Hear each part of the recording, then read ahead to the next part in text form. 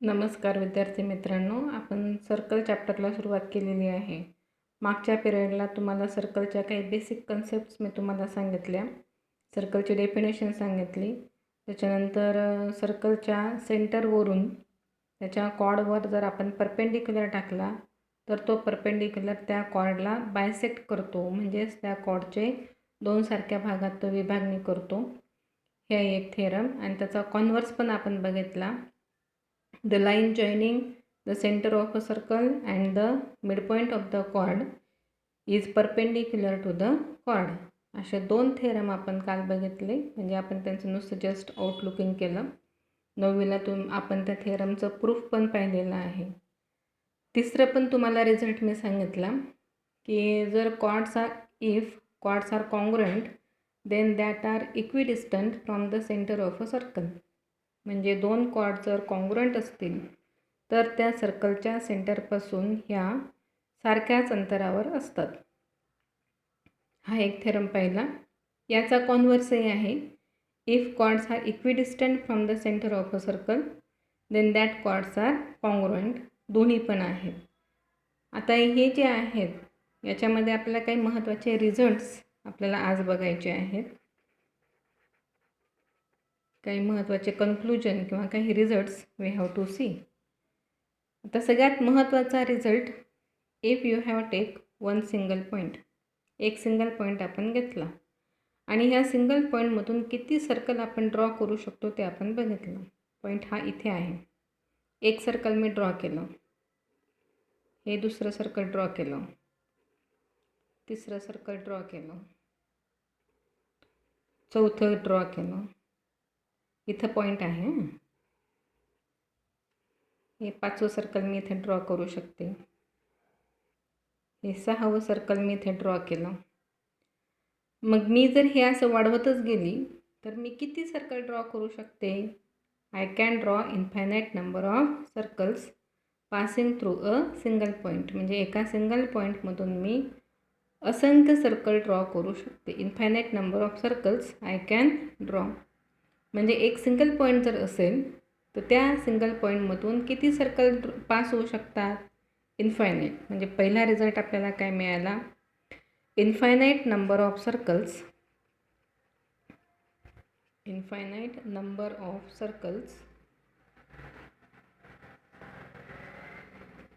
Circles pass through a single point.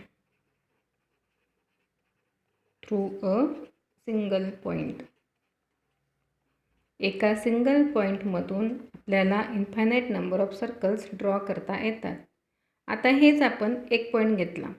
आता हे आपण दोन पॉईंट घेऊ दुसरा रिझल्ट पाहण्यासाठी. हे दोन पॉईंट आहेत, दिसत आहेत का? हे दोन पॉईंट आहेत. ह्या दोन पॉईंटमधून किती सर्कल आपण ड्रॉ करू शकतो ते पहा. पहिला दोन पॉईंटमधून एक सर्कल मी ड्रॉ केलं. दुसरं मोठं सर्कल मला ड्रॉ करायचं आहे. हे मोठं सर्कल ड्रॉ केलं. तिसरं सर्कल मी हे असंच ड्रॉ करून अशा प्रकारे त्याची रेडियस वाढवून ड्रॉ करू शकते. जसं इथे ड्रॉ केलं तसंच इकडे पण मी ड्रॉ करू शकते. पुन्हा हे असं मोठं सर्कल आहे. म्हणजे आपण जर विचार केला तर दोन पॉईंटमधून जसं एका पॉईंटमधून आपल्याला infinite number of circles draw करता येतात, तसेच दोन पॉईंटमधूनही आपण किती सर्कल ड्रॉ करू शकतो? इन्फायनाईट नंबर ऑफ सर्कल्स आपण ड्रॉ करू शकतो. काय दुसरा रिझल्ट काय मिळाला आपल्याला? Infinite number of circles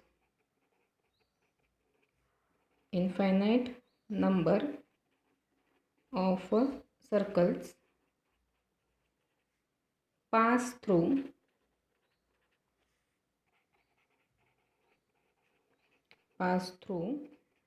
two points.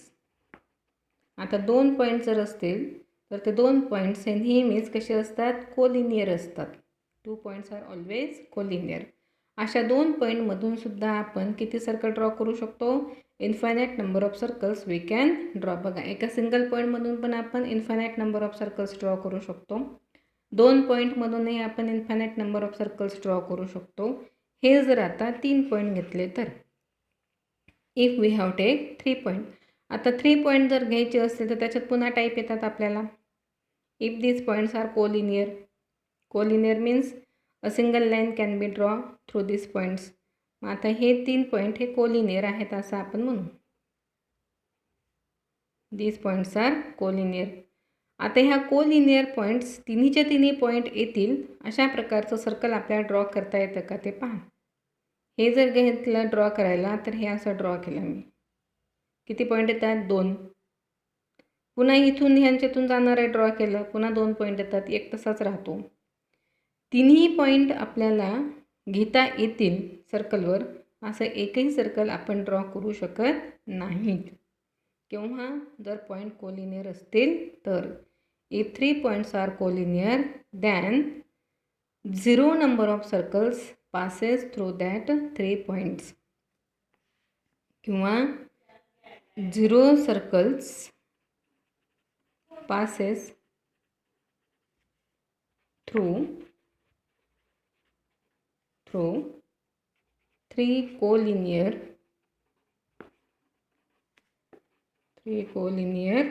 points.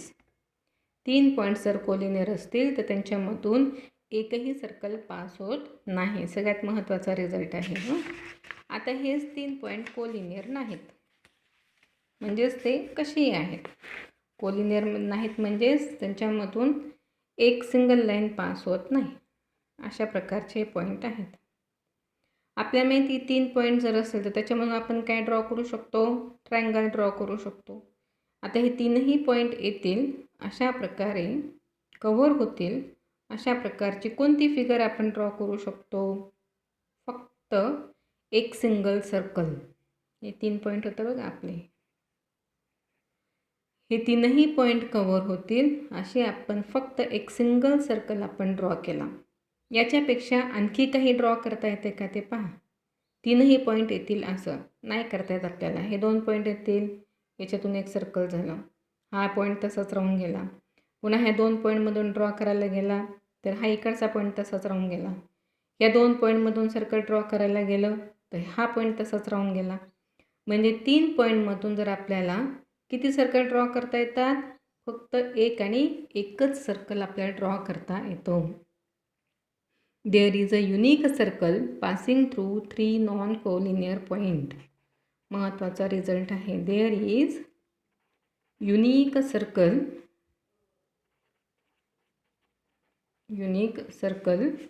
Passing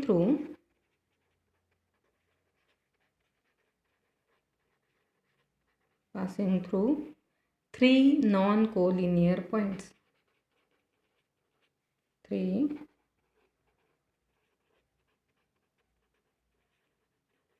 non-collinear points. 3 non-collinear pointsमधून फक्त एक आणि एकच सर्कल पास होऊ शकतो. आणि तेच जर 3 कोलिनियर पॉईंट्स जर असतील तर त्यांच्यामधून एकही सर्कल पास होत नाही. सगळ्यात महत्त्वाचा रिझल्ट आहे. आता अजून एक महत्त्वाचा पॉईंट बघायचा आहे. सेकंड आणि टँजंट. टँजंट कोणाला म्हणायचं आणि सेकंड कोणाला म्हणायचं? You know the chord of a circle. आता हे सर्कल आहे, या सर्कलची कॉर्ड AB. आता ह्या कॉर्डला सेकंड केव्हा म्हणायचं?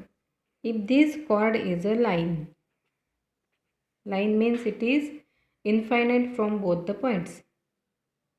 If a line intersect the circle at 2 different points.